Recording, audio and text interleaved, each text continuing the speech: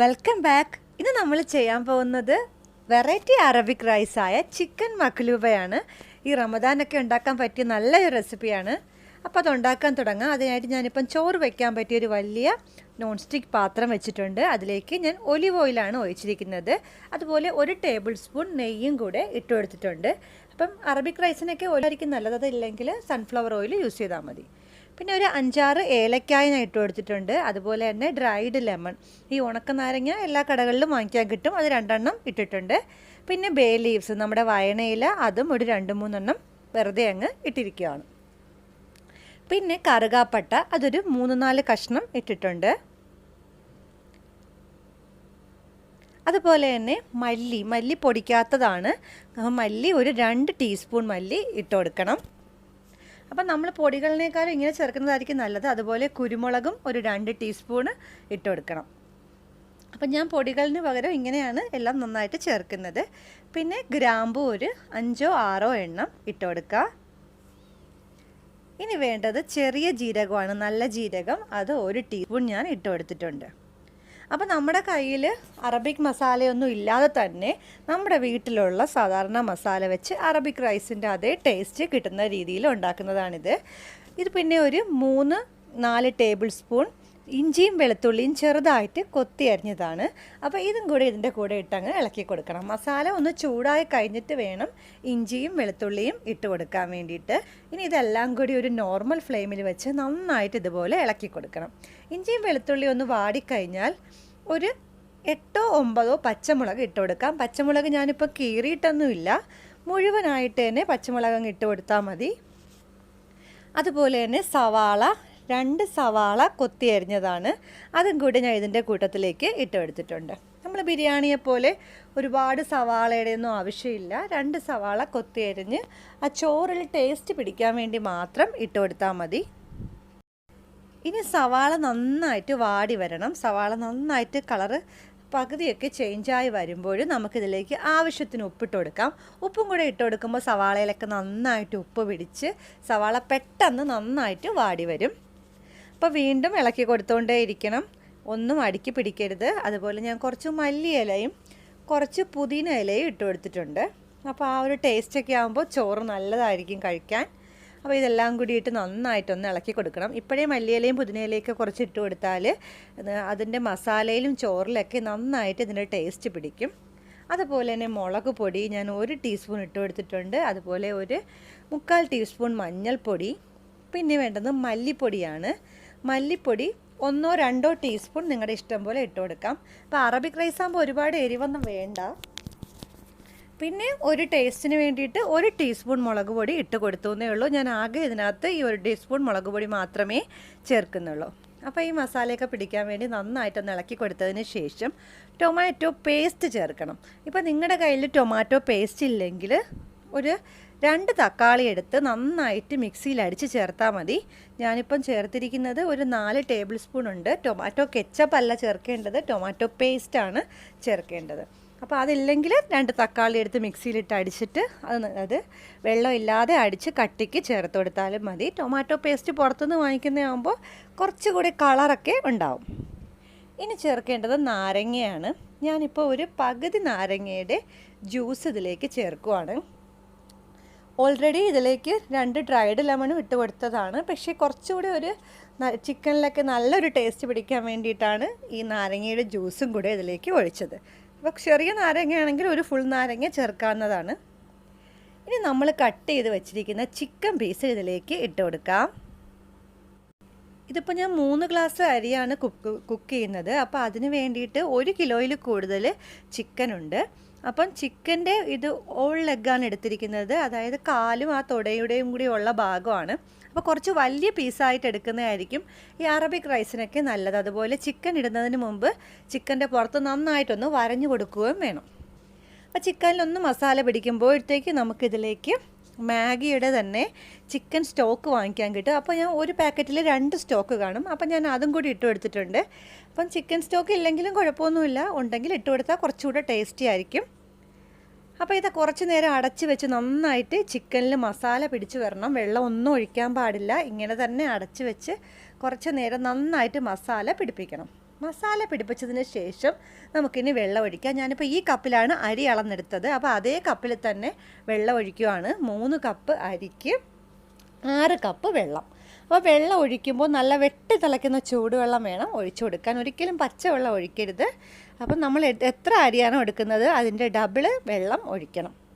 അപ്പോൾ നമ്മൾ ഇതിന് വേണ്ടിയിട്ട് എടുക്കുന്നത് നമ്മുടെ ബുഖാരി റൈസ് എന്ന് പറയും, അല്ലെങ്കിൽ സെല്ല റൈസ് എന്ന് പറയും. അപ്പോൾ സെല്ല റൈസാണ് ഉപയോഗിക്കുന്നത്.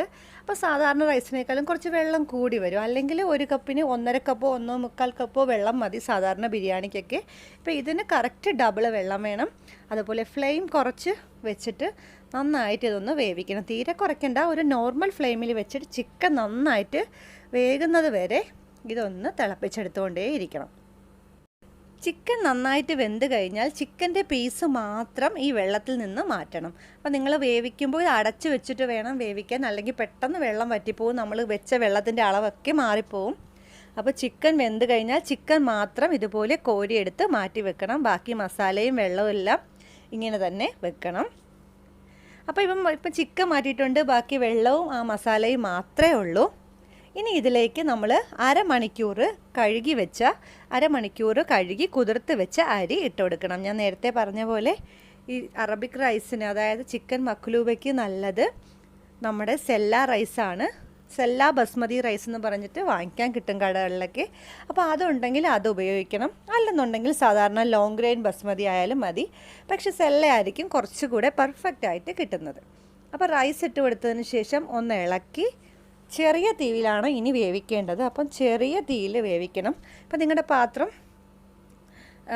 ത്തിന് അടി കട്ടിയില്ലെങ്കിൽ അടിയിൽ ഒരു പാനോ അങ്ങനെ വെച്ചിട്ട് വേവിച്ചാലും മതി. അപ്പോൾ അത് അവിടെ ഇരുന്ന് വേവട്ടെ. ആ സമയത്ത് നമുക്ക് പച്ചക്കറികളൊക്കെ ഒന്ന് ഫ്രൈ ചെയ്തെടുക്കാം.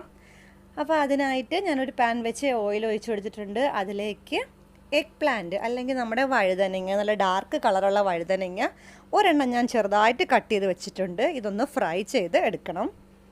മഖ്ലൂബയുടെ പ്രത്യേകത തന്നെ ഇതിനകത്ത് ഒരുപാട് വെജിറ്റബിൾസ് ഒക്കെ നമ്മൾ കുക്ക് ചെയ്തിടുന്നുണ്ട്. അതാണ് ഇതിൻ്റെ പ്രധാന പ്രത്യേകത.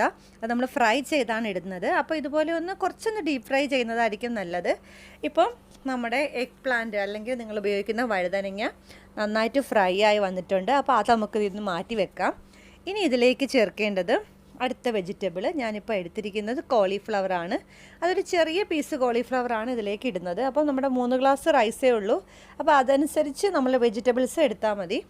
അപ്പോൾ എല്ലാം ഓരോന്നും ഇതാണ് ഞാൻ എടുത്തിരിക്കുന്നത്. കോളിഫ്ലവർ കുറച്ച് വലുതായതുകൊണ്ട് ഒരു പീസ് മാത്രം കട്ട് ചെയ്ത് എടുത്തിട്ടുണ്ട്.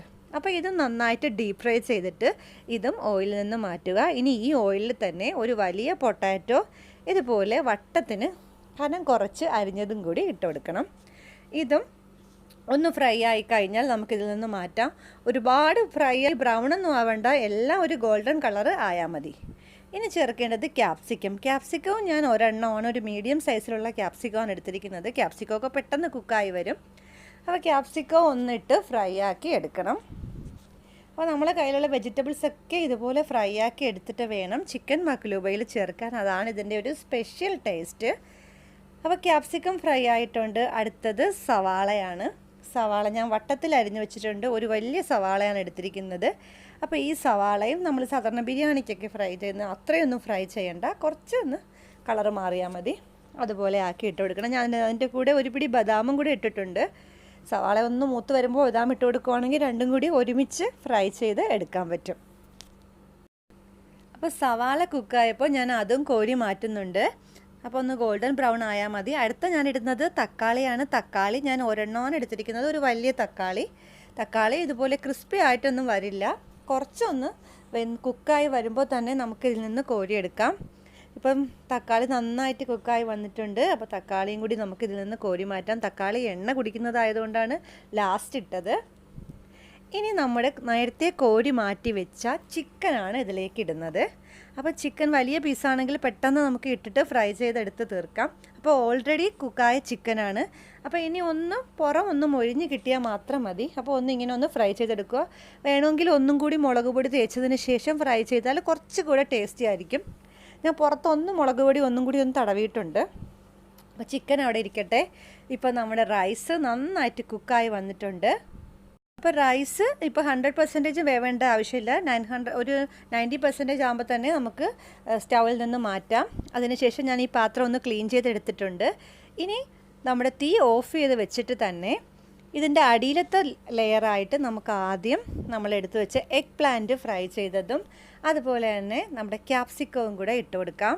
അപ്പം മുകൾ ഭാഗം കാണാൻ നല്ല ഭംഗിയായിരിക്കണം, അതുകൊണ്ടാണ് അടിയിൽ ഇതൊക്കെ ചേർക്കുന്നത്. അതുപോലെ ഞാൻ കുറച്ച് കോളിഫ്ലവറിൻ്റെ പീസും കൂടി ഇട്ട് കൊടുക്കുവാണ്. എഗ് പ്ലാന്റ് ഫുള്ള് വെച്ച് കൊടുത്തിട്ടുണ്ട്. പിന്നെ 2-3 പൊട്ടറ്റോയുടെ പീസും കൂടെ ഇതിൻ്റെ കൂടെ വെച്ച് കൊടുക്കുവാണ്. പിന്നെ 1-2 ടൊമാറ്റോയുടെ പീസ്. അപ്പോൾ എല്ലാം കൂടി ആകുമ്പോൾ നല്ല കളർഫുള്ളായിരിക്കും നമ്മളിത് സെർവ് ചെയ്യുമ്പോൾ. അതുകൊണ്ടാണ് അടിയിൽ ഞാൻ മെയിനായിട്ടും എല്ലാം നിരത്തിയത്. അതുപോലെ തന്നെ 2 പീസ് ചിക്കനും കൂടെ നമുക്ക് അടിയിൽ വെച്ച് കൊടുക്കാം.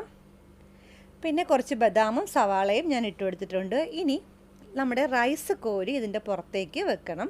അപ്പോൾ ഞാൻ റൈസ് ഇപ്പോൾ ഒരു ലെയർ ഇട്ട് കൊടുത്തിട്ടുണ്ട്. ഇനി ഇതുപോലെ ഒരു ലെയർ വെജിറ്റബിൾസ് ഫ്രൈ ചെയ്തത് വീണ്ടും വെച്ച് കൊടുക്കാം. അപ്പോൾ നമ്മുടെ കയ്യിലുള്ളത് ഞാൻ ഇപ്പോൾ 3 ലെയറായിട്ടാണ് ഈ വെജിറ്റബിൾസ് വെക്കുന്നത്. അതുപോലെ ഇടയ്ക്ക് മല്ലിയിലയും കുറച്ച് പുതിനയിലയും കൂടെയൊക്കെ ഇട്ട് കൊടുക്കുന്നുണ്ട്. അതുപോലെ ഈ ലെയറിൻ്റെ ഇടയ്ക്ക് ചിക്കനും കൂടെ വെച്ച് കൊടുക്കാം. അപ്പോൾ നമ്മുടെ മിഡിൽ ലെയറിൽ ഒരുപാട് വെജിറ്റബിൾസ് ഒന്നും വെച്ചിട്ടില്ല, അത് കാണാത്ത ലെയർ ആയതുകൊണ്ട്. ഇനി പുറമേ ഉള്ള ഭാഗത്ത് നമുക്ക് ക്യാപ്സിക്കം വെച്ച് കൊടുക്കുക, അതുപോലെ പൊട്ടാറ്റോ, ബാക്കിയുള്ള ഫ്രൈ ചെയ്ത വെജിറ്റബിൾസ് എല്ലാം കൂടെ പുറമേ ഉള്ള ഭാഗത്ത് വെച്ച് കൊടുക്കുക. ഇത് സെർവ് ചെയ്യുന്നതിലാണ് ഇതിൻ്റെ സ്പെഷ്യാലിറ്റി. അപ്പോൾ നമ്മൾ അതനുസരിച്ച് നന്നായിട്ട് ഡെക്കറേറ്റ് ചെയ്തിട്ട് വേണം വെച്ച് കൊടുക്കാൻ. ഈ വെജിറ്റബിൾസ് ഫ്രൈ ചെയ്തതിൻ്റെ ടേസ്റ്റ് എല്ലായിടത്തും എത്തുകയും വേണം. ഇനി ഇത് അടച്ച് വെച്ച് കുറച്ച് ഒരു 5 മിനിറ്റ് കുക്ക് ചെയ്തെടുക്കണം. 5 മിനിറ്റ് ആയതിനു ശേഷം ഇതുപോലെ പാത്രത്തിൻ്റെ മുകളിൽ ഒരു പ്ലെയിൻ പ്ലേറ്റ് വെച്ച് കൊടുത്തിട്ട് ഇതുപോലെ കമത്തി തട്ടി കൊടുക്കാം. അപ്പോൾ നമ്മുടെ ചിക്കൻ മക്ലൂബ നല്ല അടിപൊളിയായിട്ട് വന്നിട്ടുണ്ട്. എല്ലാവരും ട്രൈ ചെയ്ത് വെക്കണം, നല്ല സ്പെഷ്യൽ ടേസ്റ്റാണ്. അപ്പം ഇഷ്ടപ്പെട്ടെങ്കിൽ സബ്സ്ക്രൈബ് ചെയ്യണം, ലൈക്ക് ചെയ്യാനും കമൻറ്റ് ചെയ്യാനും മറക്കരുത്.